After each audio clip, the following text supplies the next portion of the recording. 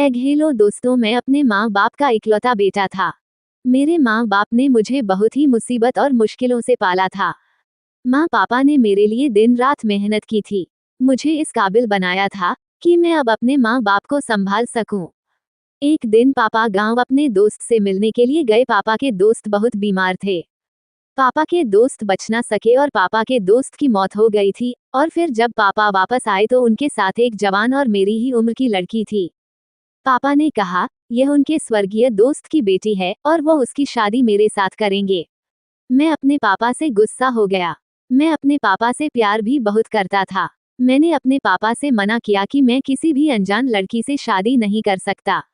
मुझे नहीं पता ये लड़की किसके साथ भला पूरी जिंदगी कैसे गुजार सकता हूँ, लेकिन पापा ने मुझे मजबूर कर दिया और मेरी शादी उसके साथ कर दी। इसके बारे में मैं कुछ भी नहीं जानता था। शिल्पा हर समय डरी सहमी रहती थी और मुझे उस पर बहुत ज्यादा गुस्सा आता था। मेरी मम्मी को भी वह बिल्कुल पसंद नहीं थी। मम्मी कहती हैं कि तुम्हारे बाप ने तुम्हारा नहीं सोचा, उल्टा अपने दोस्त के वादे को निभाया है और इस कामचोर लड़की को तुम्हारे पल्लू से बांध दिया है। उन्हीं दिनों मेरे पापा बहुत बीमार हो गए और उनकी मौत हो गई। पापा की मौत के बाद में दूसरी शादी कर ली, क्योंकि मेरी पहली पत्नी को जो मैं समझता था तो बिल्कुल भी वैसे नहीं थी। बस जाहिल गवार थी। मुझे उससे नफरत महसूस होने लगी थी। मैं अपनी पत्नी से नफरत जरूर करता था, फिर भी मैं उसका ख्याल रखने लगा था, क्योंकि मेरे पापा ने मरने से पहले मुझसे वादा लिया था कि मैं शिल्प का ध्यान रखो और अपने पापा से किया हुआ वादा निभा रहा था। मैं तो पापा के जाने के बाद उसका ख्याल रखने लगा था, पर वो किसी लड़के के साथ घर से भाग गई थी। यह मुझे लगता था, पर समय आने पर जो हकीकत मुझे उसे जानकर मैं शर्मिंदगी के घरों में गिर चुका था। खैर, मैं दूसरी शादी कर ली। मेरी दूसरी पत्नी पढ़ी लिखी थी और बहुत खूबसूरत थी। हम माँ बेटों का बहुत ख्याल रखती थी। मगर मेरी माँ कहती है कि तेरी दूसरी पत्नी भी अच्छी लड़की नहीं है। पर मैं तब विश्वास नहीं करता था। वह तो बहुत अच्छी थी, मेरा बहुत ध्यान रखती थी, मेरी माँ की भी बहुत सेवा करती थी। एक दिन अपनी दूसरी पत्नी को अपनी माँ के साथ जो देखा तो मेरी आंखें फटी की फटी रह गई। मुझे विश्वास नहीं हो रहा था कि वो औरत मेरी ही माँ के साथ ऐसा भी कर सकती है। मुझे अपने पैरों पर खड़ा नहीं हुआ जा रहा था। माँ की हालत देखकर मैं जमीन पर गिरता चला गया। एक औरत होकर वह दूसरी औरत के साथ इतना बड़ा जुल्म कैसे कर सकती थी। मुझे सहन नहीं हुआ और मैं उसी समय उसको तलाक दे दी। मेरी पत्नी मुझसे कहने लगी, मुझे छोड़ दिया है तो अब अपनी चालबाज माँ को भी छोड़ दो जो तुम्हारी गुनहगार है। मैंने कहा कि एक माँ कभी औलाद के लिए बुरा नहीं सोचते, और मेरी दूसरी पत्नी कहने लगी कि तुम्हारी माँ तुम्हारे सामने अच्छा बनने का नाटक करती है। तुम्हारी पहली पत्नी बहुत ही मासूम और पवित्र थी, पर तुम्हारी माँ को पसंद नहीं थी। उसने तुम्हारी माँ की बहुत सेवा की थी, मगर उस पर तुम्हारी माँ की जुल्म बढ़ते चले गए थे। तुम्हारी माँ चाहती थी कि उसकी बहू लाखों का दहेज लाए और वह लड़की गरीब थी, सिवाय मोहब्बत और वफा के अपने साथ कुछ भी नहीं ला सकी थी। और फिर जब वह तुम्हारे बच्चे की माँ बनने वाली थी तब तुम्हारी माँ ने एक लड़के को पैसे देकर उस पर चरित्रहीनता का इल्जाम लगा दिया। तुम्हारी पहली पत्नी कहती रही कि मैं एकदम पवित्र हूँ, लेकिन तुमने उसका विश्वास नहीं किया और उसे धक्के देकर घर से निकाल दिया। तुम्हारा बेटा इस दुनिया में आने से पहले ही मर गया। उस बेचारी का आखिर क्या दोष था? तो बेकसूर थी, जिसे सिर्फ अपने पति के लिए अपनी सास का हर जुल्म सहन किया था। वो बहुत कोशिश करती थी कि इस घर के लोगों के दिलों में जगह बना सके। हर बार उसको कर दिया जाता था, हर बार उसको ठुकरा दिया जाता था। वह अनाथ लड़की जिसके आगे पीछे कोई भी नहीं था, वह तुम लोगों की दया पर ठीक है। तुम्हारी माँ के पास पढ़ती रही, पर एक औरत होकर दूसरी औरतों पर जुल्म करती रही और उसे हमेशा हमेशा के लिए तुम्हारी जिंदगी से निकाल दिया। और फिर उसके बाद तुमने मुझसे शादी कर ली, और शादी के कुछ ही दिन बाद मुझे पता चला कि तुम्हारी माँ तो मुझे नींद की दवा देती है। उनको डर है कि कहीं उनका इकलौता बेटा उनसे छीन ना जाए, और अगर औलाद पैदा हो गई तो कहीं तुम उनसे दूर ना हो जाओ। मैंने बहुत कहा कि आपका बेटा आपका ही रहेगा, पर एक पत्नी का भी तो उसके पति पर कुछ हक होता है। पहले भी आप अपने बेटे का घर उजड़ चुके हैं, अब और मत करें, पर तुम्हारी माँ नहीं मानी। उल्टा मेरे साथ भी वही सब कुछ करने लगी जो तुम्हारी पहली पत्नी के साथ कर चुकी थी। उनकी कमर की हड्डी जो टूट गई है, मैं कभी भी ठीक नहीं हो सकती, और ना ही यह कभी दोबारा से अपने पैरों पर चल सकती है। मैंने जानबूझकर तुम्हारी माँ को सीढ़ियों से गिराया था ताकि उनको यह एहसास हो कि किसी पर जुल्म कैसे किया जाता है। पर तुम अपनी माँ के बेटे हो जैसे सच्चाई नहीं जाननी, उल्टा मुझे दोषी साबित कर दिया और एक पल में मुझे तलाक देकर मुझे घर से निकलने की अनुमति दे दी। मुझे नफरत है तुमसे और तुम्हारी माँ से। ये सब कहने के बाद मेरी दूसरी पत्नी मुझे छोड़कर चली। सोचता रहा कि यह कैसे मुमकिन हो सकता है। मेरी माँ मेरा घर कैसे बर्बाद कर सकती है।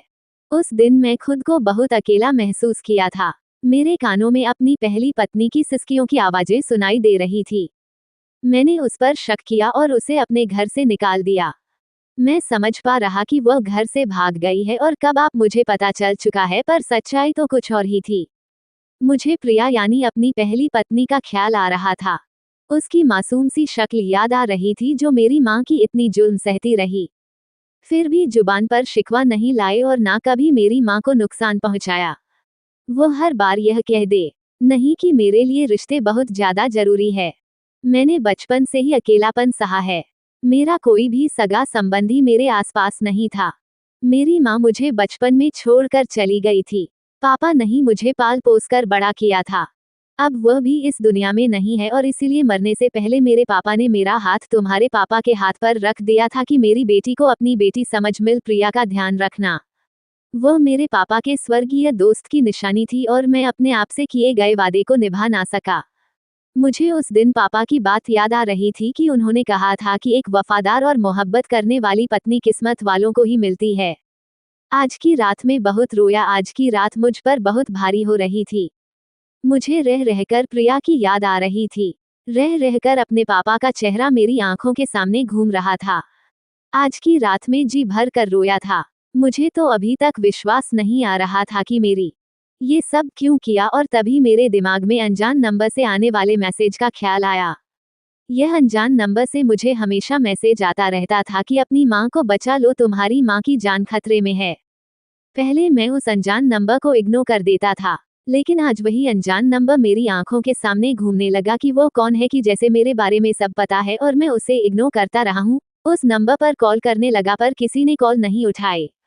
कई दिन ऐसे ही गुजर गए और एक दिन जब अपनी माँ के पास जाकर बैठा तो वह भी मुझे आंखों में आंसू लिए देखती रही और मुझसे बात करने की कोशिश करती रही, पर मैं क्या बात करना, उनका ख्याल रखने लगा।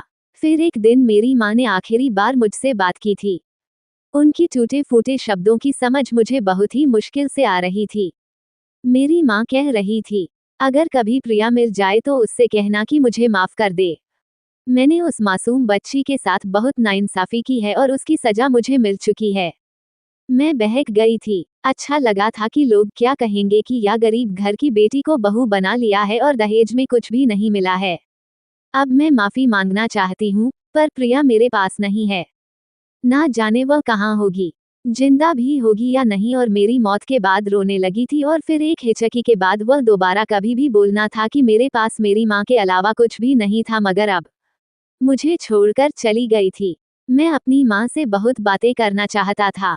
उनको मैं ये बताना चाहता था कि उनका बेटा बहुत थक चुका है, जिसको हालात के ठोकर होने तोड़कर रख दिया है। मैं हमेशा की तरह अपनी माँ की गोद में सर रखकर सोना चाहता था, पर मेरी माँ मुझसे हमेशा हमेशा के लिए दूर चली गई थी। मैं रो रहा था। मेरा दोस्त मुझे चुप करवा रहा था। तब मुझे एहसास हुआ कि औलाद जितनी भी बड़ी हो जाए, उसे अपने माँ बाप की कमी हमेशा महसूस होती है, और उनके जाने के बाद उनकी कदर मैच। आज मैं अपनी माँ के लिए तड़प रहा था और आज वही मुझे छोड़कर चली गई थी। मैं बहुत बदकिस्मत था कि जिसको कोई भी रिश्ता रास ना आ सका। मैं बिल्कुल अकेला हूँ। मुझे इस समय किसी अपने की जरूरत थी, किसी सहारे की जरूरत है, और तभी मुझे अपनी पहली पत्नी प्रिया का ख्याल आ रहा था। मैं दिल ही दिल में भगवान से प्रार्थना कर रहा था कि मुझे प्रिया कहीं से मिल जाए और मैं उससे माफी मांग लूं। औरत का दिल तो बहुत बड़ा होता है, शायद वह मुझे माफ कर देती, पर मुझे वह कहीं भी ना मिली। माँ को गए 4 महीने बीत और उसी बीच जितना अपनी पहली पत्नी को ढूंढ सकता था ढूंढता रहा, मगर उसका कहीं भी पता नहीं चल सका। एक दिन ऑफिस से घर आ रहा था, तभी मेरी नज़र उस दुकान पर पड़ी तो था कि हमसे मेरी दूसरी पत्नी मेरी माँ की कमर के इलाज के लिए लाल तेल मंगवा दी थी। ये हकीम एक अस्पताल में छोटा मोटा डॉक्टर भी था। अस्पताल से छुट्टी के बाद ही अपनी दुकान पर जड़ी बूटियां का तेल भी बेचा करता था। मैं उसकी दुकान पर गया और पता चला कि वो बीमार है और अपने घर पर है, न उसके घर का पता करता हुआ वहां चला गया। दरवाजे पर दस्तक दी तो एक बच्ची ने दरवाजा खोला और वह बिना कुछ कहे अंदर चली गई और फिर वही हकीम साहब बाहर आ गए। पहले से काफी कमजोर लग रहे थे। मुझसे कहने लगे, बेटा क्या बात है, कोई बीमारी है? मैंने कहा कि मैं आपसे तेल, और इस दौरान मुझे मैसेज आता था कि तुम अपनी माँ के साथ गलत कर रहे हो और आप वह मुझे तेल दे देते थे। इस दिल में ऐसा क्या था और आपके अलावा किसको पता था तेल जानलेवा है? मैं तेल नहीं था बल्कि ऐसी जड़ी बूटी थी कि जिससे मेरी माँ दिन ब दिन कमजोर होती जा रही थी।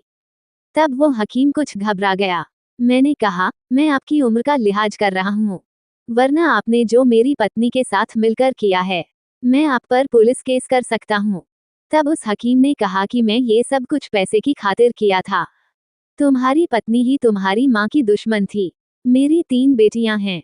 मुझे तुम्हारे फोन पर आए मैसेज के बारे में कुछ नहीं पता कि वह मैसेज तुम्हें कौन करता था। मैं तो बस इतना जानता हूँ कि तुम्हारी दूसरी पत्नी ने मुझे पैसों का लालच दिया था और वह तेल मुझसे बनवा कर ले जाती थी। वह तुम्हारी माँ को मेरे हॉस्पिटल में भी लेकर आई थी। उसने मुझे पैसे दिए थे और कहा, इस गुड़िया का इलाज नहीं करना है बल्कि रिपोर्ट बनानी है कि इसकी कमर की हड्डी कभी ठीक नहीं हो सकती। मैं ऐसा ही किया था।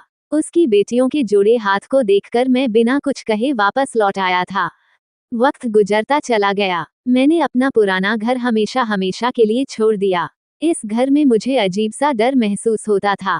मुझे आज भी वह दिन याद है जब मेरी पत्नी मुझे माफी मांग रही थी, मेरी भी इस घर में रहने की भीख मांग रही थी, मगर मैंने उसकी एक न सुनी थी और फिर मुझे अपनी दूसरी पत्नी का ख्याल आया जो मुझसे तेल मंगवा कर मेरी माँ के कमरे में जाती और मुझे ये बिना अनुमति लिए कमरे में मत आना, और जब एक दिन अचानक जाकर देखा था तो वही तेल मेरी माँ को जबरदस्ती पिला रही थी और उनको बालों से पकड़कर थप्पड़ मार रही थी।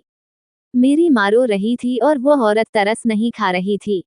इसी वजह से उस रात मैंने उसे तलाक दे दी थी और धक्के देकर उसे घर से निकाल दिया था और वह भी अपने अंजाम को पहुंच चुकी थी।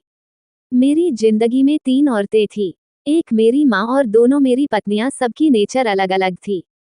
पहली पत्नी को देखता तो हर औरत मासूम और भी गुनाह लगती और दूसरी पत्नी को देखा तो मुझे लगता कि औरत से बड़ा मक्कार कोई हो ही नहीं सकता।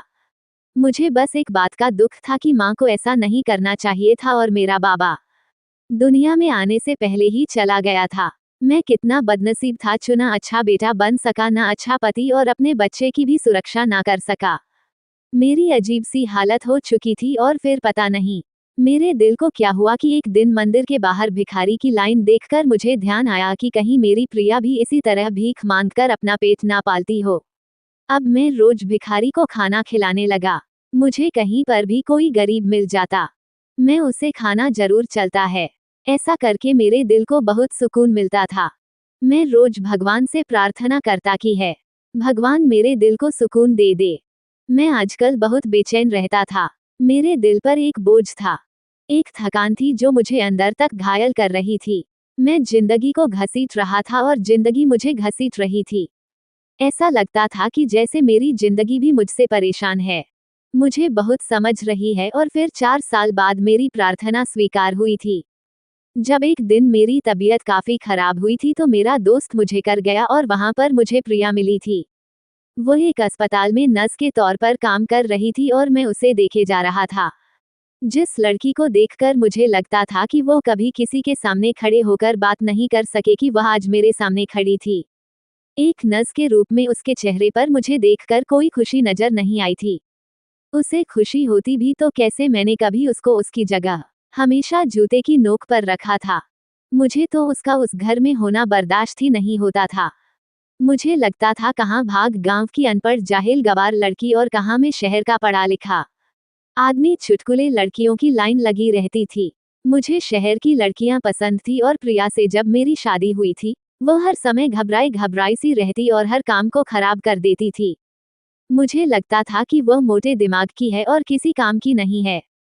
पर मैं समझ ही नहीं सका था कि एक लड़की जब अपना घर छोड़कर आती है तो उसे एक दोस्त की, एक हमदर्द की जरूरत होती है जो उसे बता सके कि उसे क्या करना है, ससुराल में कैसे चलना है। उस बेचारी की तो माँ भी नहीं थी जो उसे समझाती और मेरी माँ ने भी उसके साथ दुश्मनों जैसा व्यवहार रखा था। मेरी तरफ से भी प्रिया को कोई उम्मीद नहीं थी। हर तरफ उसके अंधेरा ही अंधेरा, तुम्हारी और क्या करती। मैं तो उसके लिए एक जालिम पति बन गया था। एक लड़की अपने माँ बाप को, अपने घर को, सब कुछ छोड़ देती है, तब उसका सब कुछ अपनी ससुराल ही हो जाता है। क्या अपने पति से बहुत सारी उम्मीदें जुड़ जाती है। मुझे ये सब कुछ समझना चाहिए था, प्रिया का साथ देना चाहिए था, और मैं कभी उसे पत्नी का स्थान ही ना दे सका था। फिर आज इतने सालों के बाद में कितने आत्मविश्वास के साथ मेरे पास खड़ी थी और मुझे लगा रही थी। मैं उससे बात करना चाहता था, लेकिन अब मैं बेहोशी में जा चुका था। जैसे अब कभी मैं इंतजार नहीं सकूंगा और प्रिया मेरी पत्नी फिर से हमेशा के लिए कहीं गुम हो जाएगी।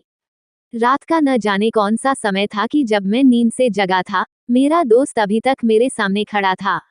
वह मेरा अकेला ऐसा दोस्त था जिसने हमेशा मेरा साथ दिया था, और उसने मुझे ये बताया था कि जिस नंबर से तुम्हें मैसेज आते हैं, तुम्हारी पत्नी प्रिया का था, और वह नंबर तुम्हारी मरे हुए ससुर के नाम पर है।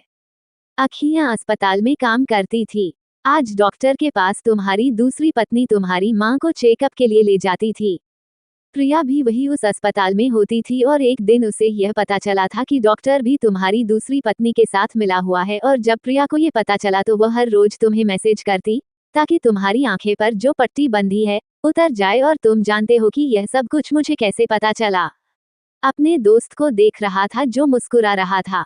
मैंने कहा जल्दी बताओ, तो उसने कहा जिस दिन पहली बार तुमने मुझे इस नंबर के बारे में बताया था, मैं उसी दिन जान गया था कि वह तुम्हारी पहली पत्नी प्रिया का ही होगा। पर जानते हो, मैंने तुम्हें क्यों नहीं बताया? क्योंकि पर शर्मिंदगी थी, और वही ऐसा शर्मिंदगी तुम्हें चैन नहीं लेने देता था।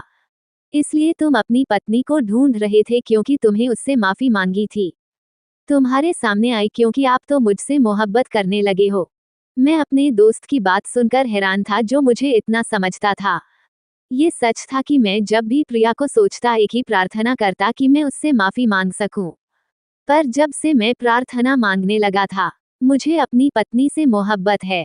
मुझे एक बार वह मिल जाए तो कभी उसको धोखा नहीं दूंगा। तब से कुछ ना कुछ ऐसा हो रहा था जिससे मैं अपनी पत्नी तक पहुंच गया था, और मुझे अपने भगवान पर बहुत प्यार आ रहा था कि जिसने पहले सब कुछ मुझे दिया, फिर मैं उसकी कदर नहीं की, और फिर उसने वापस ले लिया, और फिर मुझे बड़ी आत्मा इसमें डाला, और मैं आजमाइशों में पास हुआ। लोगों ने मुझे ठुकरा दिया और भगवान ने मुझे अपने पास कर लिया। भगवान ने मेरा ट्रांसफर भी इसी शहर में करवा दिया, और फिर मैं अचानक से बीमार हुआ। इस अस्पताल के बिस्तर पर जा पहुंचा जहां मेरी पत्नी प्रिया काम करती थी। मैं तो खुद को बेबस महसूस कर मैं नहीं जानता था कि मेरा भगवान तो मेरे लिए रास्ता खुल रहा है ताकि मैं अपनी मंजिल तक पहुंच जाऊं। मैं हर बार गिरता रहा, टूटता रहा, और अपने भगवान ने सबको छोड़कर अपने भगवान को अपना लिया था। और जब भगवान को अपना लिया जाता है, उसके खातिर वह काम छोड़ दिया जाता है जो भगवान को नापसंद है, तो हमारा भगवान भी हमें हमारी पसंदीदा चीज लौटा देता है, चाहे वह इंसान ही क्यों ना हो। जब मैं अपनी पत्नी से माफी मांगी और उसे घर लेकर आया तो उसने मुझे माफ कर दिया। और एक बार फिर मैं भगवान का धन्यवाद किया जिसने मुझ पर इतनी कृपा की थी कि मुझे दोबारा से टूटने से बचा लिया। और मैं अपनी पत्नी का भी धन्यवाद करने लगा कि जिसने मेरी माँ को और मुझे माफ कर दिया और कभी मुझसे शिकवा नहीं किया। मैं उसके साथ कभी अच्छा नहीं था।